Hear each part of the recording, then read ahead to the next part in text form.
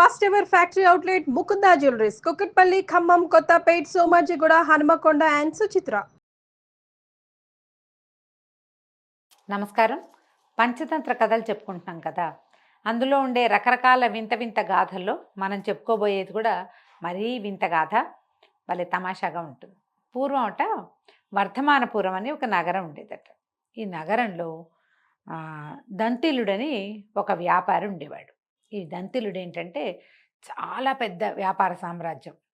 రాజుగారి బిల్డింగ్లోకి, భవనంలోకి, సొంత ఇంట్లోకి వెళ్ళినంత స్వతంత్రంగా తిరగగలిగేంత సంపద కలిగిన వాడు. రాజుకు అవసరమైన ప్రతి వస్తువు అతని వ్యాపారంలో నుంచే బయటకు వచ్చేది.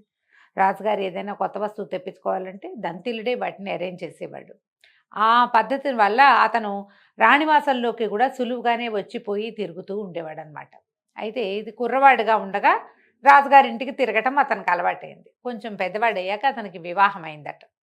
వివాహం చేసుకున్న సందర్భంలో మొత్తం రాజసభలో ఉన్న అధికారులందరినీ పెళ్లికి పిలిచారు. ఈ వివాహ సమయంలో వచ్చినటువంటి పెద్దలందరితోటి రాజుగారి గదులు ఊడ్చేవాడు, అంటే భవనంలో గదులు ఊడ్చేవాడు గోరంభుడని ఒకడు కూడా వచ్చాడు. పిలిచారు, అందరినీ పిలిచారు, అన్ని క్యారెక్టర్స్ అంటే అన్ని రకాల క్లాసుల వాళ్ళని పిలిచారు. క్లాస్ 4 వాళ్ళకు కూడా పిలుపు వచ్చింది. అయితే ఈ గోరంభుడు ఏం చేశాడంటే, ఇతను బ్రాహ్మణ సమారాధన చేస్తున్నప్పుడు దంతిలుడు బ్రాహ్మణ సమారాధన చేస్తుంటే బ్రాహ్మలందరినీ కూర్చోబెట్టి పెద్దవాళ్ళకి పూజ చేసి వాళ్ళ కాళ్ళు కడిగి ఆ నీళ్లు నెత్తిపి చల్లుకుని వాళ్ళకి వస్త్రాలు ఇచ్చే సమయంలో ఆ వరసలో వెళ్ళి గోరంభుడు కూడా కూర్చున్నాడు. ఇక్కడ క్లాస్ కంటే ఈ బ్రాహ్మలేమో వీళ్ళేమో పండితులు, గోరంభుడు పని చేసుకునేవాడు. పని చేసే వాళ్ళ సమూహం ఇంకొకటి ఉంది. ఈ పెద్దవాళ్ళ సమూహంలో కూర్చునేసరికి దంతులుడికి నచ్చక కాస్త కేకలేసి అర్ధచంద్ర ప్రయోగం అని రాస్తారు. అర్ధచంద్ర ప్రయోగం అంటే మెడ పట్టుకుని తోశారనమాట. అతన్ని బయటికి తోసేశారు, అతన్ని రానివ్వాలి. దాంతో గోరంభుడికి ఒళ్ళు మండిపోయింది. అవురవురా, వీడికి ఎంత పొగరు ఈ దంతిలుడికి, వీడి అంతు చూద్దాం అనుకున్నాడు.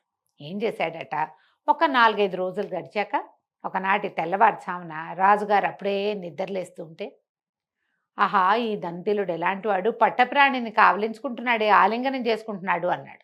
అనగానే రాజుగారు నిర్ఘాంతపోయాడు. ఏమిట్రా గోరంభ, ఏమన్నావు, చెప్పు మళ్ళీ చెప్పని అడిగాడు. అడిగేసరికి ఇతను అన్నాడు, బాబు, తెల్లవారుజామున నిద్ర వస్తుందని కళ్ళు తాగానండి. ఆ మత్తులో ఏం కలగన్నానో ఏం మాట్లాడానో నేనేమన్నానో నాకు గుర్తులేదండి అని చెప్పేశాడు. కానీ రాజు స్పష్టంగా తెల్లవారి పావుతక్కువ 6 అయినప్పుడు విన్నాడు, దంతిలుడు పట్టపురాణిని ఆలింగనం చేసుకున్నాడు. ఇంతకంటే అవమానకరమైన మాట ఇంకొకటి ఉందా? దంతిలుడు ఒక వ్యాపారస్తుల పిల్లవాడు. అతను రోజు వస్తాడు, లోపలికి నగరంలోకి వస్తాడు, రకరకాల సామాన్లు తీసుకొస్తాడు, ఇక్కడి నుంచి తీసుకెళ్తాడు, బాగుంది. ఇతను ఇంత ఫ్రీగా రానివ్వటంతో ఇతను పట్టప్రాణితో స్నేహం చేశాడేమో అన్న అనుమానం వచ్చేసింది రాజుగారికి. రావటం ఏమిటి, వెంటనే దంతిలుడిని లోపలికి రానివ్వద్దు అని ఒక ఆజ్ఞ చేసేసారు. అప్పటికప్పుడే జరిగిపోయింది. 10-10:30 అయ్యి ఎండెక్కేసరికల్లా దంతిలుడు ఏదో వ్యాసంగం కోసం, అంటే నగరంలోకి బోళ్ళని సరుకులు పంపిస్తాడు, వాటి డబ్బులు వసూలు కోసమో లేకపోతే కొత్త వస్తువులు వచ్చినాయని చూపించడానికో లోపలికి రాబోయేసరికల్లా మిమ్మల్ని రానివద్దని బయటికి పంపించేశారు. ఎన్నిసార్లు అతన్ని రావడానికి ప్రయత్నం చేసినా నగరులోకి అతన్ని రానివ్వల. రాణివాసం వైపుకి అసలు ఆశే లేదు, ఆస్థానంలోకి కూడా అతను రాల. నేను ఏం చేశాను, నా వల్ల ఏం తప్పు జరిగిందని నన్ను లోపలికి రానివ్వటం లేదు అని పదే ఆలోచించాడు దంతిలుడు. అతనికి అర్థం కాల. ఒక వారం తర్వాత మళ్ళీ అతను వస్తే అతనికి ఏం తెలిసింది, ఈ గోరంభుడు ఎవరో స్నేహితుడితో నిలబడి అక్కడ మాట్లాడుతూ చీపురు పక్కకు పెట్టి మాట్లాడుతూ ఏమన్నాడంటే, ఈ దంతిలుడిని చూసావా, ఈయనతోటి పెట్టుకుంటే చాలా కష్టం రోయ్, మెడపట్టు గెంటిచ్చేస్తాడు. ఇప్పుడు ఆయన కూడా మెడపట్టుకుని గెంటించబడుతున్నాడు. ఆయన చేసిన దానికి ప్రతిక్రియ ఆయనే అనుభవిస్తున్నాడు, చూసావా, ఈయన సామాన్యుడు కాదన్నాడు. అనంగానే అప్పుడు దంతిలుడికి గుర్తొచ్చింది, అవురవురా, నా పెళ్లి రోజున పెద్దవాళ్ళంతరి మధ్యలో వచ్చాడని గోరంభుణ్ణి నేను మెడబెట్టుకుని తోసాను. దాంతో వీడేదో మనసులో పెట్టుకుని రాజుగారికి నా మీద ఏమైనా ఎక్కిచ్చాడు ఏమిటోనో అని ఆలోచించుకుని ఏం చేశాడు, సాయంకాలం వచ్చి రాబోయే గోరంభ మా ఇంటి రాని తీసుకెళ్ళి వెంబడబెట్టుకుని తీసుకుపోయి చక్కటి ఒక వస్త్రాల జతని బహుమానం చేసి, గోరంభ, ఆ రోజు నా పెళ్లి రోజున నువ్వు పెద్దవాళ్ళ మధ్యలోకి వచ్చేసావు, అదే అవజ్ఞ కదా అని నేను నిన్ను వెళ్ళమన్నాను, కానీ అంతకంటే నీ మీద నాకేమీ కోపం లేదోయ్. నువ్వు ఎప్పుడు నాకు ప్రీతిపాత్రుడివే, నీ పని చాలా శుభ్రంగా చేస్తావు, నువ్వు చక్కటి పనివాడివి, ఇదేమీ మనసులో పెట్టుకోకు అని ఆ బట్టలు పెట్టి ఎందుకో రాజుగారి దగ్గరికి నన్ను రానివ్వటం లేదు, నాకు అర్థం కావటం లేదు అన్నాడు. అనగానే గోరంభుడు అన్నాడు, అయ్యా ఇంత ఉపకారం చేశారు, పెద్దవాళ్ళకి పెట్టే బట్టలు నాకు పెట్టారు, నేను చూస్తాలేండి దాని సంగతి అని చెప్పాడు. చెప్పాక ఏం చేశాడు గోరంభుడు, ఒక 2-3 రోజుల తర్వాత రాజుగారు పొద్దునే నిద్రలేస్తుంటే, అయ్యయ్యో ఈ రాజుగారు ఏమిటి మల విసర్జన చేస్తూ దోసకాయలు తింటున్నాడు అన్నాడు. అనేసరికి రాజు ఉలికిపడ్డాడు. ఏమిట్రా గోరంబా పిచ్చిబాగుడు బాగుతావు, ఏమంటున్నావురా అన్నాడు. అనగానే గోరంబుడు అన్నాడు, ఏమో ప్రభు, కళ్ళు తాగుతాను తెల్లవారుజామున నిద్ర రాకుండా, ఇప్పుడే కాస్త గుంకుపాట్లు పడి ఏవో ఎర్రికళ్ళు వస్తాయి, నేను ఏదో కలవరిస్తానండి అన్నాడు. రాజు ఆశ్చర్యపోయాడు. ఏమిటి వీడికాల పాడుగాను, ఎవడైనా మల విసర్జన చేస్తూ తింటాడా? తినడు.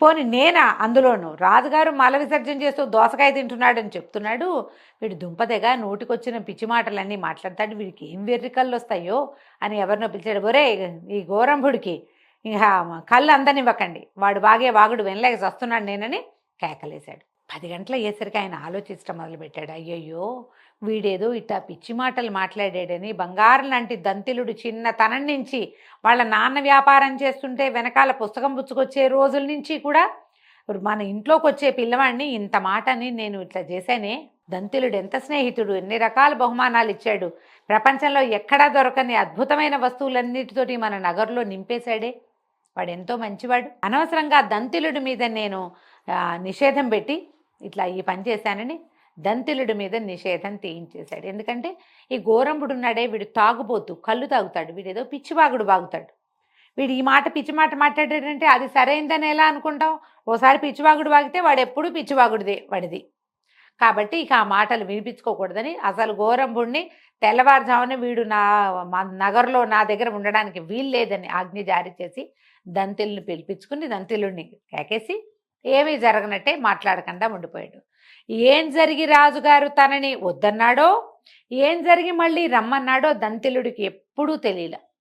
అది గోరంభుడికి రాజుగారికి మధ్య రహస్యంగా ఒక మాట్లాడకూడని విషయంగా ఉండిపోయింది. చూడండి కథ ఎలా ఉందో. ఒకడు తన నోటు వదరిపాటుతనంతో చెడగొట్టి అదే వదరిపాటుతనంతో మళ్ళీ దీన్ని సరిచేశాడు. ఎంత తెలివైన కథ కదా, ఆలోచించండి, ఈ కథని అర్థం చేసుకోండి. కథ కంచికి మనం ఇంటికి.